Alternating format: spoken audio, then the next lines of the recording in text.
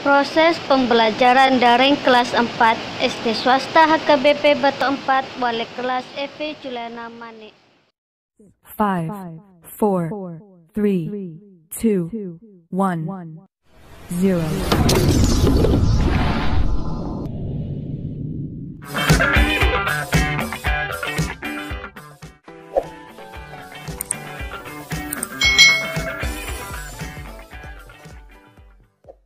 Hari ini kita akan belajar bersama-sama untuk mata pelajaran tematik tema 2, subtema 1, pembelajaran yang kedua, khususnya untuk adik-adik yang duduk di kelas 4. Mari adik-adik kita belajar dengan penuh semangat. Selain matahari, apalagi ya sumber energi di bumi? Pada pembelajaran sebelumnya kita sudah belajar bahwa matahari adalah sumber energi terbesar di bumi. Matahari adalah sumber energi panas dan sumber energi cahaya yang terbesar di bumi. Nah, hari ini kita akan belajar sumber energi apa lagi ya? Ayo kita cari tahu bersama-sama. Kalian sudah mempelajari manfaat dari energi panas matahari. Salah satu manfaat energi panas matahari adalah untuk membantu pertumbuhan tanaman, ya, khususnya untuk proses yang namanya proses fotosintesis. Nah, sekarang amatilah teks notasi angka pada lagu Menanam Jagung yang berhubungan dengan pertumbuhan pada tanaman. Ini adalah teks lagu Menanam Jagung ciptaan Ibu Sud, ya. Adik-adik pasti sudah tahu lagunya. Adik-adik, di sini dalam teks Menanam Jagung ini ada nada-nada yang akan kita pelajari. Nah, di sini ada lagu Menanam Jagung ini yang kalian bisa pelajari di rumah kalian masing-masing. Lagunya seperti ini adik-adik. Ayo kawan, kita bersama menanam jagung di kebun kita. Ambil cangkulmu, ambil bangkurmu, kita bekerja tak jemu-jemu. Cangkul, cangkul, cangkul yang dalam, tanahnya longgar, jagungku tanam. Cangkul, cangkul, cangkul yang dalam, tanahnya longgar, jagungku tanam. Nah, itu tadi lagu Menanam Jagung. Berikut adalah urutan tinggi nada. Dalam lagu Menanam Jagung tadi ada nada-nada adik-adik. Nah, nada satu nih di sini itu kalau kita baca do, ya. 2 itu re, 3 itu mi, 4 itu fa, 5 itu sol, 6 itu la, 7 itu si, ya.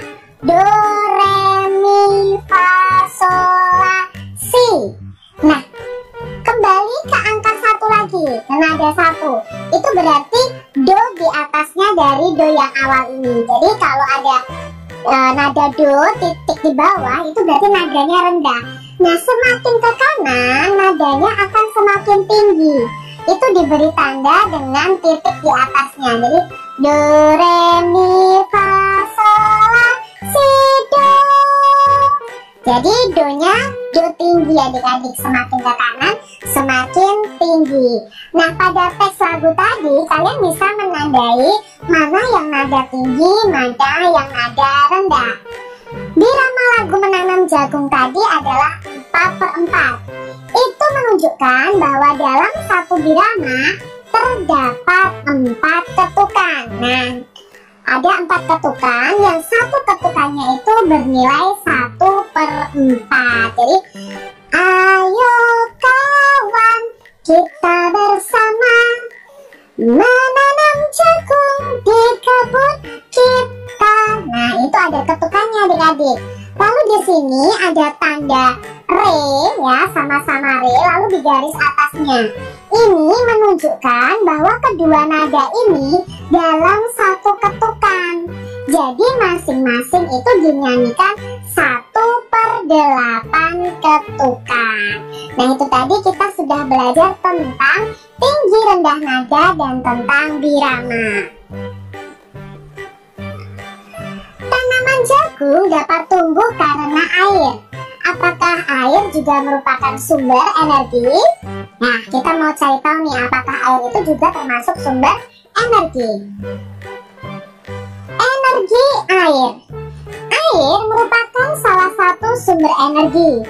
Tubuh kita membutuhkan air untuk beraktivitas.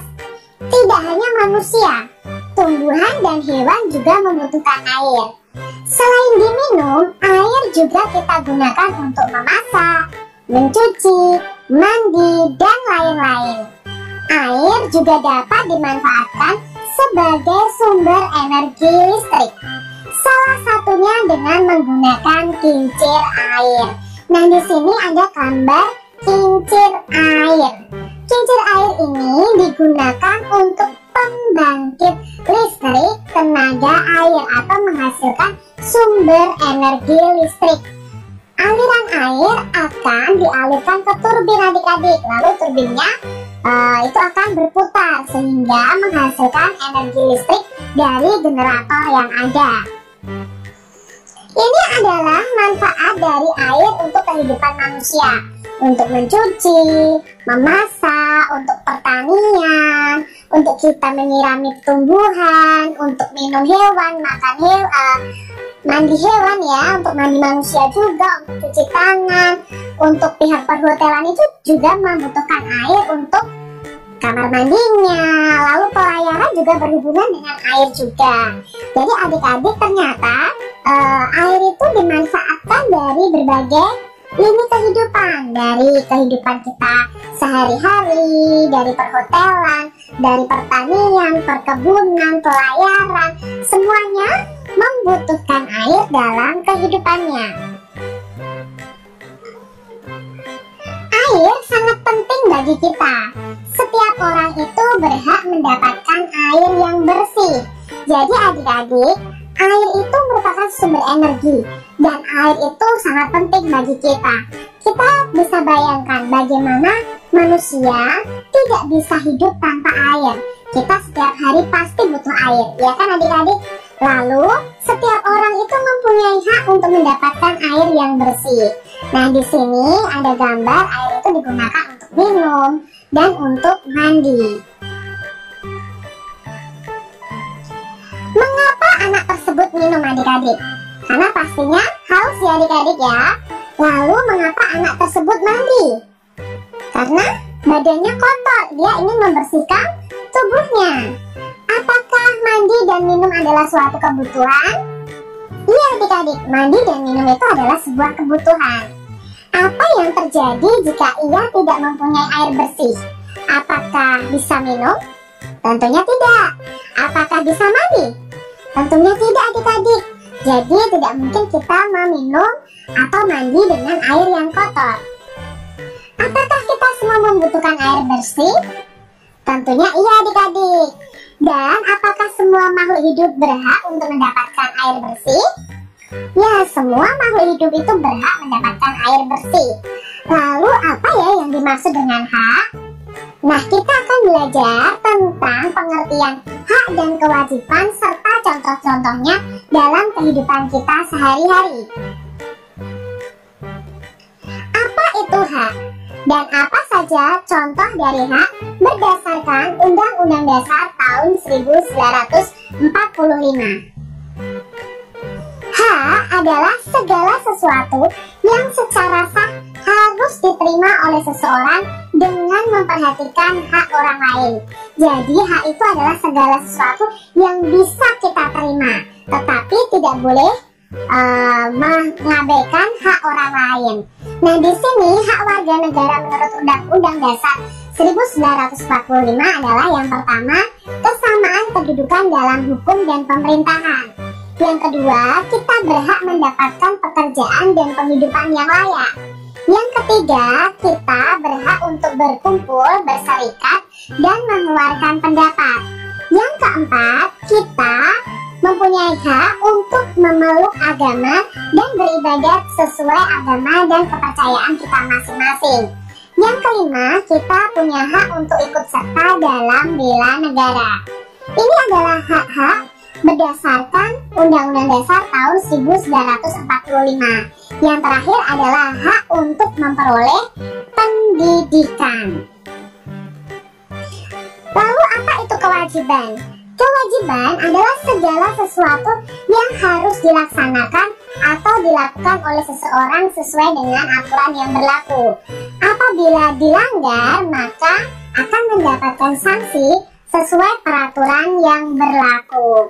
Nah, di sini kewajiban warga negara menurut Undang-Undang Dasar tahun 1945 adalah kita berkewajiban menjunjung tinggi hukum dan pemerintahan. Lalu kita berkewajiban juga ikut serta dalam bela negara, mengikuti pendidikan dan pemerintah wajib membiayainya. Ini adalah kewajiban kita untuk mengikuti pendidikan. Nah, sekarang hak anak di rumah. Adik-adik itu di rumah punya hak. Nah, hak adik-adik yang harus diterima itu apa saja? Yang pertama adalah hak mendapatkan kasih sayang. Jadi kalian harus memperoleh kasih sayang dari orang-orang atau keluarga kalian masing-masing. Lalu kalian juga mempunyai hak untuk mendapatkan perlindungan dari keluarga kalian. Kalian juga berhak untuk bermain adik-adik. Nah, wah berarti kalau aku boleh bermain bermain, terus aku bermain seenaknya dong. Tidak seperti itu adik-adik. Tetap kalian bermain harus sesuai dengan aturan, harus tahu waktu juga. Lalu hak kalian di rumah adalah hak mendapatkan kesehatan dari orang tua kalian. Kalian dirawat dengan baik, dididik dengan baik, itu adalah hak kalian. Lalu hak mendapatkan pendidikan.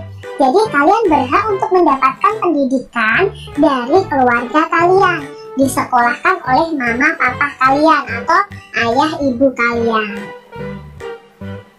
Lalu hak anak di sekolah. Nah, hak anak di sekolah itu hampir sama dengan hak anak di rumah, yaitu mendapatkan kasih sayang dari guru dan orang-orang yang ada di lingkup sekolah.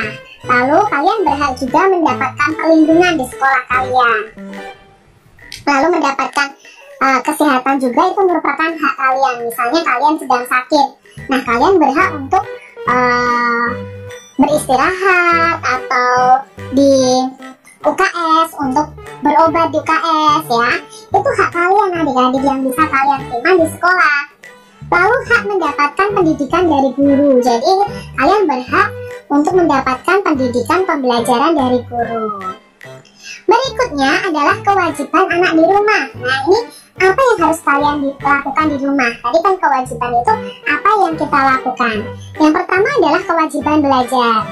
Yang kedua adalah kewajiban membantu orang tua.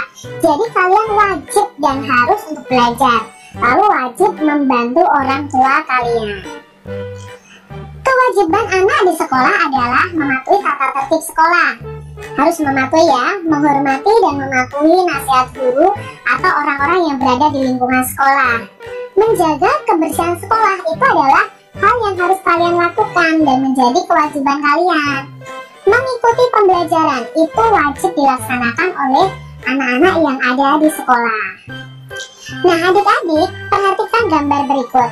Ada gambar 1 dan gambar 2. Kalau kalian amati gambar 1 itu sedang sikat gigi, tapi keran airnya bagaimana adik-adik? Ya, keran airnya tidak ditutup sampai banjir seperti itu ya. Nah gambar kedua itu sedang mencuci piring. Nah ya, mencuci piring ini, tapi saat menggosok piringnya, kerannya juga tidak dimatikan. Nah kita mau jawab pertanyaan yang ada. Apakah dia sudah mendapatkan haknya dengan baik? Dari gambar 1 dan gambar 2, apakah orang yang sikat gigi ini sudah mendapatkan haknya? Sudah, bisa menggunakan air adik-adik. Jadi ini haknya yang dia bisa terima adik-adik. Lalu yang gambar 2 juga sudah mendapatkan haknya, yaitu air bersih. Nah sekarang apakah dia sudah melaksanakan kewajibannya? Kewajibannya kalau kita sikat gigi seperti itu ya, seharusnya keran airnya dimatikan supaya hemat air. Nah, seharusnya ini dua-duanya itu yang harusnya dilakukan adalah ketika tidak digunakan ya, ketika kita sedang sikat gigi, airnya matikan dulu. Ketika piringnya sedang digosok dengan sabun, kita matikan kerannya dulu. Baru nanti ketika dibilas, baru kita hidupkan lagi. Jadi kalian sudah tahu, mereka mendapatkan hak, tetapi mereka lupa melakukan kewajibannya, yaitu menghemat air.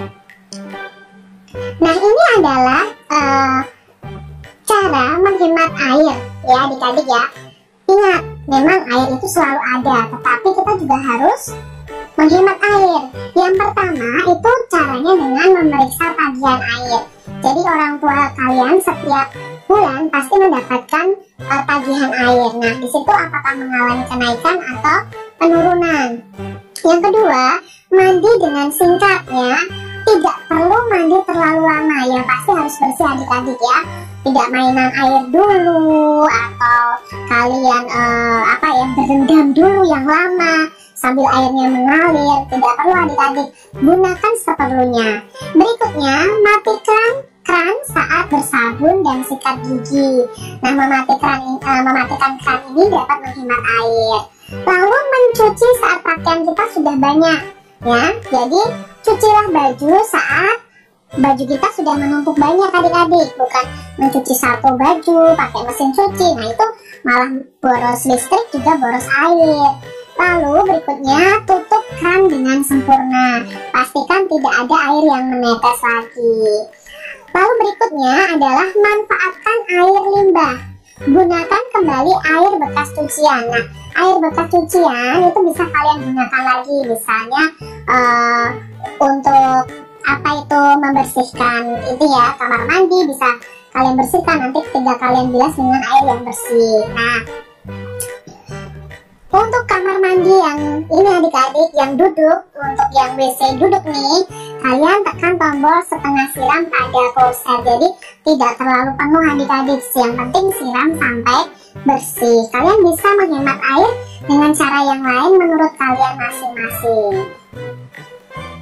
Demikian tadi adik-adik pembahasan kita di tema 2, subtema 1 pembelajaran yang kedua.